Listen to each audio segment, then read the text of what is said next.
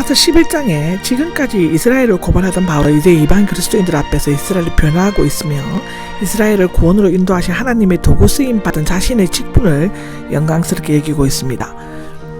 그들은 쓰러져 버렸습니까? 라고 질문하는데 이제 또다시 제기될 수 있던 질문은 이스라엘이 예수님을 믿지 않고 넘어진 결과 그들 모두가 다시 일어날 수 없을 정도로 영원한 절망에 빠진 것이 아니냐는 것입니다. 이에 대해 로마에서는 열 번째이자 마지막으로 결코 그렇지 않습니다라고 답변하고 있습니다.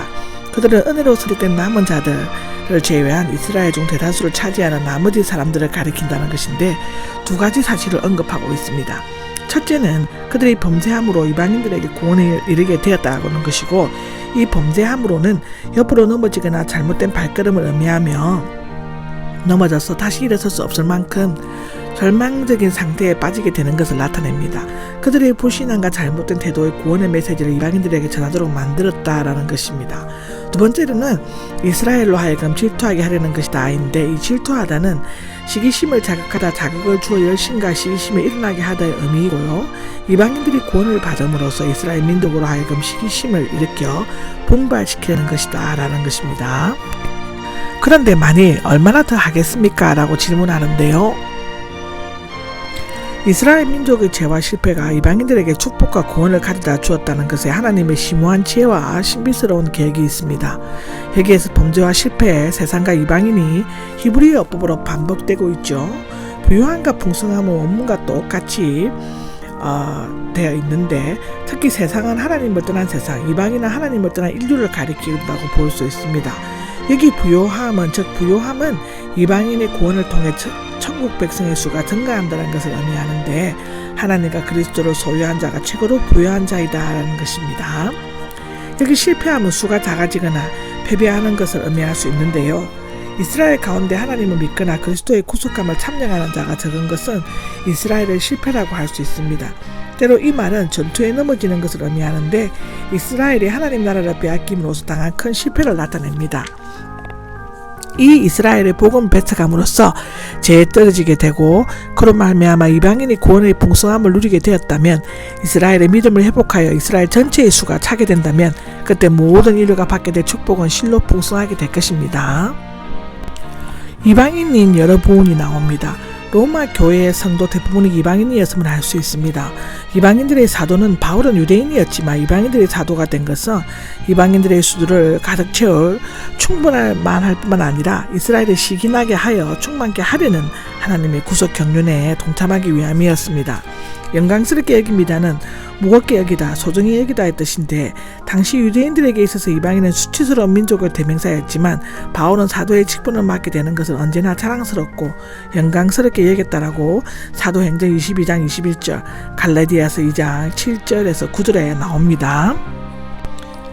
동족이 나옵니다.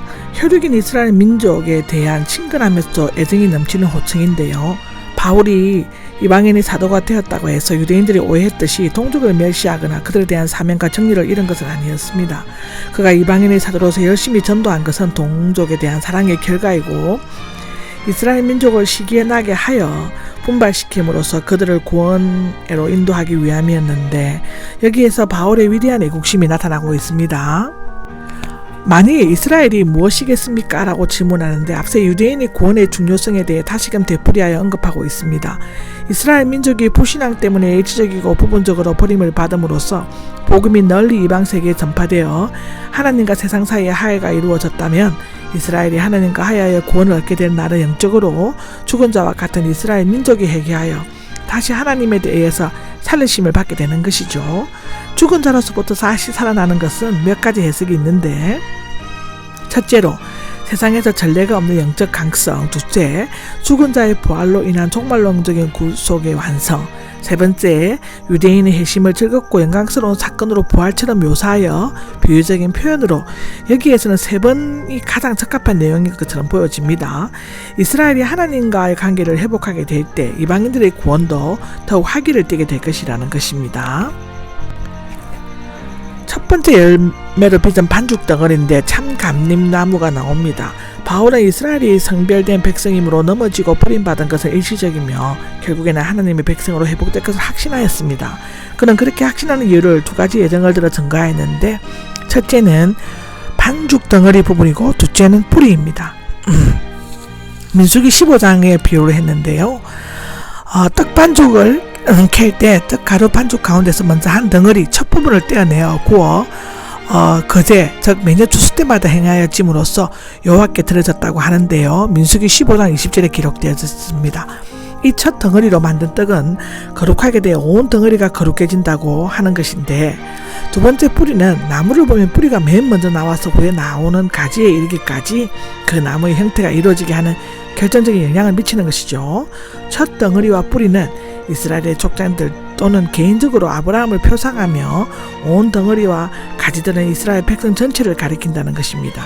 전자가 하나님으로부터 거룩하게 성별되었으므로 이스라엘 전체로 성별된 백성임에 틀림이 없으며, 따라서 이스라엘의 넘어짐 즉 그리스도를 배척함도 일시적이며 결국에는 하나님의 백성으로 회복이 된다는 것입니다. 17절에서 21절까지는 이스라엘 민족은 하나님께 성별된 백성이며 그들의 영적 축복에 접붙여 이방인 그리스도인들은 자랑해서는 안 된다고 경고하고 있는 것입니다. 여기 17절에 보면 참감림나무, 야생감림나무가 나오는데, 바울이 말한 것과는 달리 참감림나무의 가지가 야생감림나무에 접붙여진다는 것인데, 그러나 그가 나중에 본성을 거슬러라고 말하는 것을 보면 그가 이 사실을 몰라서가 아니라 다만 이방인이 언약에 참여한 것은 하나님의 크신 은혜 때문인 것을 알리기 위해서였는데, 여기에서 참감림나무 가지는 불신앙의 유대인, 야생감림나무의 믿음에 들어간 이방인은 뿌리 믿음에 의한 아브라함과 그 밖의 조상들입니다.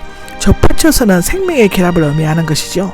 진액을 함께 받게 되었다는 것은 문자적으로 영양 많은 갈림나무 뿌리의 동참자가 되었다는 것인데, 즉 언약의 축복에 참여하는 자가 되었다는 것이죠.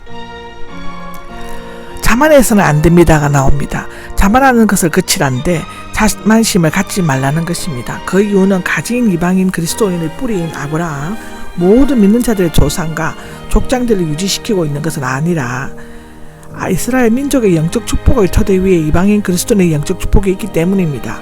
따라서 이방인 신자들은 아브라함과 족장들에게 연결되어 있으며 구원에 있어서 그들에게 빚을 지고 있다는 것입니다. 그러나 그 역은 성립되지 않았습니다. 이제 당신은 말할 것입니다. 내가라는 말을 접붙임을 받은 자기 이방인인 이 잘려나간 가지들, 즉 불신적인 유대인들에 대해 영적인 축복을 받은 것에 대해서 확신을 가지는 것을 나타내는 것이죠. 여기 옳은 말입니다가 나옵니다. 비꼬는 듯 하면서도 경고의 뜻을 담긴 찬성하는 표현이라는 것인데요. 하나님께서 이스라엘을 버리시고 이방인을 구원하신 것은 이스라엘을 믿지 않고 이방인을 믿었기 때문입니다. 그리고 믿음은 자신의 어떤 공로가 아니라 하나님께서 거저 베푸신 은혜의 선물이기 때문에 자랑할 것이 못 된다라는 것입니다. 믿음은 겸손해야 얻을 수 있고 또 믿음을 얻는 자는 그 구원을 완성해 나가는 것입니다. 빌립보서 2장 12절에 기록되어져 있죠.